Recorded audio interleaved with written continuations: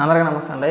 ఇవాళ ఉదయం నుంచి కూడా రామ్ గోపాల్ వర్మని అరెస్ట్ చేస్తారో చూసి చిరాకు వచ్చి చివరికి వచ్చిన వార్త ఏంటంటే రామ్ గోపాల్ వర్మ ఇంట్లో లేడని చెప్పించి దొంగచాటుగా హైదరాబాద్ నుంచి చెన్నై పారిపోతున్నాడు ఏంటండి, కోయంబత్తూరు.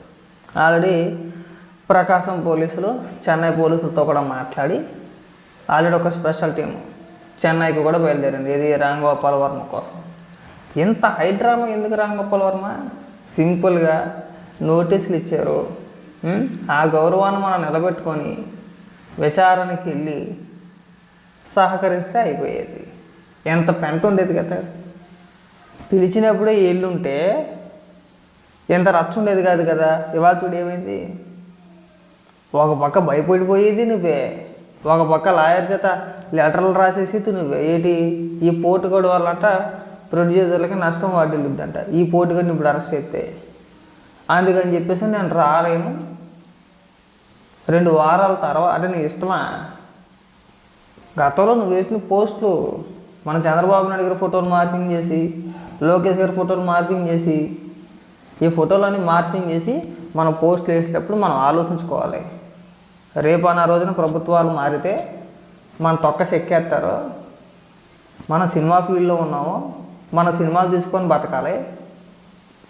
జగన్మోహన్ రెడ్డి ఓడిపోతే మనకు ముష్టి కూడా వేయడు.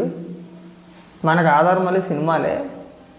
ఆ రోజున మన పైన కేసులు పెట్టి అరెస్ట్ చేస్తే ప్రొడ్యూసర్లు నష్టపోతారు అనే తెలివితేటలో ఆ రోజున ఉండాలి. తెలివితేటలో తెంగర సన్నాసి. పైగా పెద్ద పోటుగాళ్ళకు కళ్ళు మెటగరించేసి పెదిం కొరికేసి చెప్పేస్తాడు సమాధానం. చెప్పే ఇప్పుడు వెళ్ళు, నేను వదులుతాననుకుంటున్నావా? కంగారు పడమాకు. నీ బతుకు బోరుగడ్డ అనిల్గడ్డ బతుకే. వన్స్ ఒకసారి దొరికేవంటే కలే. నువ్వు బయటికి రావడం అన్నది కళ. ఇది రాసి పెట్టుకో. నువ్వు ఎంత అలా పారిపోతావు పారిపో. పో చెన్నైలో సీరియడ్ దగ్గరికి పోతావు, ఎక్కడ పోతావు పారిపో. నాకు తెలిసి అక్కడికే పోతుంది. అక్కడి నుంచి అక్కడ నీకు అవకాశం కూడా ఉండదు నాకు తెలిసి. నువ్వు సీరెడ్డి దూరంగా పొండి ఎక్కడికి పోయినా నేనైతే వదలరు ఖచ్చితంగా. ఇంటికాడు ఉండి లేడని చెప్పించేసి పారిపోతున్నాడండి. అధికారంలో ఉన్నప్పుడు మామూలుగా ఎర్రవేగిపోలా. నన్ను ఎవడు ఏమీ పీకలేడు, నన్ను ఎవడు ఏమీ చేయలేడు. కళ్ళు మెటగరించేసి పెదిం కొరికేసి ఆ సమాధానం అనమాట. ఇవాళ నన్ను కొడతారో, కోర్టులో పిటిషన్ కూడా వేసుకున్నాడు. నన్ను కొడతారేమో అని చెప్పేసి నేను భయంగా ఉంది. కొడతారా నిన్న? ఎదో డ్రామాలు కాకపోతే ఎదో సింపతీలు అన్నీ కూడా. 2 సార్లు నోటీస్ ఇచ్చి 3సారి నీకోసం రావాలా? నీకు ఆ మాత్రం తెలియదు. 2 సార్లు నోటీస్ ఇచ్చారు, 3సారి మనం వెళ్ళకపోతే, 2సారి వెళ్ళకపోతే ఖచ్చితంగా మనం అరెస్ట్ చేస్తారని నీకు తెలీదు? తెలీదా? తెలీదా? అంటే నీ ఇష్టమా? నీ ఇష్టానుసారంగా మాట్లాడేసి, నీ ఇష్టానుసారంగా ఫోటోలు మార్పు చేసేసి, నీ ఇష్టానికి పోస్టులు వేసేస్తే పోలీసులు నువ్వు చెప్పిందల్లా ఇంటా కూర్చుంటారా? లేదండి ఇవాళ కాదు నేను 10 రోజుల తర్వాత అంటే చట్టం నీకు ఏమైనా చూడటం అందరికీ ఒకటే. ఎదవ డ్రామాలన్నీ తెలివితేటలు ముందే ఉండాలి. కంగారు పడమాకు. అప్పట్లో పేలిపోయాం కదా. అప్పట్లో నాకు ఆయన కళ్ళలోకి వచ్చాడు, ఇప్పుడు కూడా వాళ్ళ కళ్ళలోకి వచ్చారు మాకు. నేను చెక్కేమని చెప్పారు. చెక్కేస్తారు ఖచ్చితంగా. ఎవడైతే అహంకారంతో జగన్మోహన్ రెడ్డి అధికారంలో ఉన్నాడు కదా అని చెప్పి రెచ్చిపోయి పేలిపోయి కనీసం వయసుకు కూడా గౌరవం ఇవ్వకుండా ఇష్టానుసారంగా మాట్లాడారో ప్రతి ఒక్కడికి ముడుద్దండి. రామ్ గోపాల్ వర్మకనే కాదు, ప్రతి ఒక్కడికి ఎవరిని వదిలే ప్రసక్తే లేదు. మళ్ళీ అలాంటి పోస్టులు ఎవరిపైన వెయ్యాలైనా సరే భయపడాలి.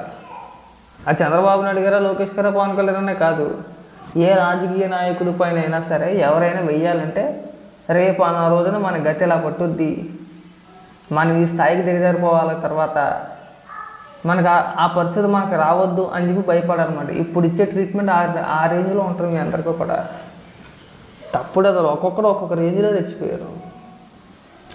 వారానికి ఒక పోస్టు, 2 రోజులకు ఒక పోస్టు. మన వెంటనే సినిమాలు తీసేయడం, సినిమాలు వికరించేయడం, చంద్రబాబు నాయుడు గారి పాత్రను పెట్టాడు, లేదంటే లోకేష్ గారిని వ్యంగ్యంగా వికలితనంగా మళ్ళీ ఎక్కిరించేయడం వల్ల సినిమాల్లోని వీడు చేసి బొగడ డైరెక్షన్ మళ్ళీ పైగా దానికి నిర్మాతలు మళ్ళీ వైఎస్ఆర్సీపీ పార్టీకి సంబంధించిన వ్యక్తులు. ఇవాళ నేను ఎవరైనా కాపాడతాడా? ఇవాళ జగన్మోహన్ రెడ్డి కానీ వైసీపీ నాయకులు కానీ మీ చేత సినిమాలు చేయించారు కదా, ప్రొడ్యూసర్లు ఎవరైతే ఉన్నారో వైసీపీ పార్టీకి చెందిన నాయకులు ఎవరైతే ఉన్నారో వాళ్ళు కానీ ఇవాళ నేను ఎవరైనా కాపాడతాడా? అరెస్ట్ చేస్తారు కదా చేసిన తర్వాత చేద్దాం వీడియో అనుకున్నా. నువ్వు ఎప్పుడైతే పిరుకోళ్ళకి పారిపోయావు నీకు తెలిసిందో, చిచి వీడి పెరిగిన కుక్క, వీడి గురించే ఇప్పుడు దాకా మనం వెయిట్ చేసింది అనిపించింది నాకైతే. నిజంగారా నువ్వు ఇంత సవటదాద్దామని చెప్పేసి నేనైతే అనుకోలే. నిజంగా నేనేమనుకున్నానంటే నోటీస్ ఇవ్వగానే వీడు పెద్ద మగోడు అని చెప్పి బిల్డప్ కొడతా ఉంటాడు కదా, ఖచ్చితంగా విచారణకు వస్తాడు. విచారణకు వచ్చి ఇదిగో నేను ధైర్యంగా వచ్చి నేను ఎవరికే భయపడ్డా, నేను ఏ తప్పు చేయలేదు అని చెప్తాడని చెప్పి నేను అనుకున్నా. నోటీస్ ఇవ్వడం పాపం గజ్జ ఉణుకు. పిటిషన్ వేసేసుకోవాలి కోర్టులో, నేను నాకు బెయిల్ ఇచ్చాను బాబోయ్, ఆడికి నన్ను కొట్టి చంపేస్తారు, నన్ను చెక్కేస్తారు, నన్ను తొక్క తీసేస్తారని చెప్పిస్తాను. వర్కౌట్ అవ్వాలా చెప్పు అవతలకి వెళ్దామని చెప్పేసి అన్నారు. మళ్ళీ లెటర్ రాసాడు, మళ్ళీ ఒక లేఖ రాసాడు పోలీస్ అధికారికి, నేను ఇప్పుడు రాలేను టైం ఇవ్వండి అని చెప్పేసాను. సరే ఎడితే వెళ్ళి 25 తారీఖున రా అని చెప్పేసి అంటే 25 కూడా వెళ్ళకుండా ఈరోజు చెప్తాడంటే అధికారులకు నేను ఇవాళ రాను అని చెప్పేసి ఎప్పుడు చెప్పాలి? నువ్వు ఒక 2 రోజులు ముందు చెప్పుకోవాలి, నేను ఈ తారీఖుల్లో కూడా నేను రాలేను అని చెప్పేసాను.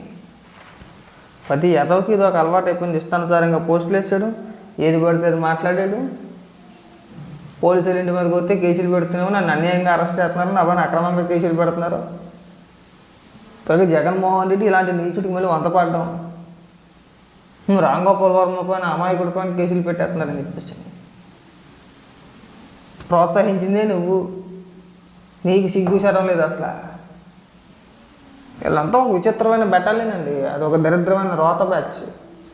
వీళ్ళందరినీ పెంచి పోషించాడు, ఒక్కడి కాదు 2 కాదు, అందరూ బూతులే కదా.